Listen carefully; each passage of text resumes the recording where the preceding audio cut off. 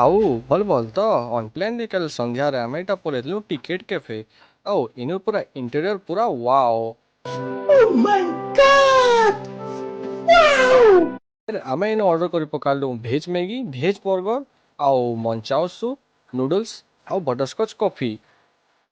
ଆସୁନ ସାର୍ କି ମୁଇଁ ଆଉ ମୋର୍ ସାଙ୍ଗ ତ ପୁରା ଖାଇ ବସଲୁ। ଆଉ ପୁରା ତାର ଟେଷ୍ଟ ମାନେ ସବୁ ପୁରା ୱାଓ। ଆଉ ଏଇ କ୍ୟାଫେଟା ଅଛେ ଆମର ଧନକୋଡ଼ା ଆଡ଼େ। ତ ଆସିକି ଜରୁର ଟ୍ରାଏ କରବ ନିଜର ଫ୍ରେଣ୍ଡ ଫ୍ୟାମିଲି ସାଙ୍ଗେ।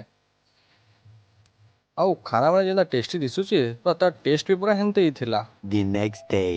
ଆଉ ଇଟା ମୁଇଁ ଯାଇଥିଲି ସିଟି ସେଣ୍ଟର ସଖାଲୁ ସାଉଣ୍ଡ ପତର ଟିକେ ଆନବାର୍ ଲାଗି। ଆନିବୁନା ସାରଲି ଆଉ ମୋର୍ ଦୁକାନକେ ଲୋକ ବହୁତ ଲୋକ କନଫ୍ୟୁଜ ଅଛନ୍ ଦେଖ ରାସ୍ତା ଆମର ସିଟି ସେଣ୍ଟରରୁ କେତେ ଦୂର ଅଛେ ଯେ।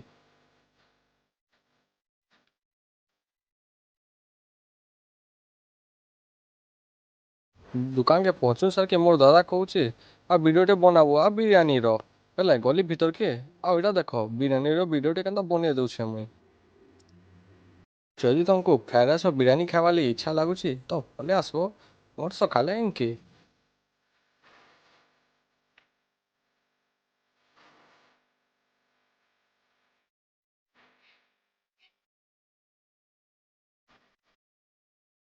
In my next vlog ରେ ବାଏ।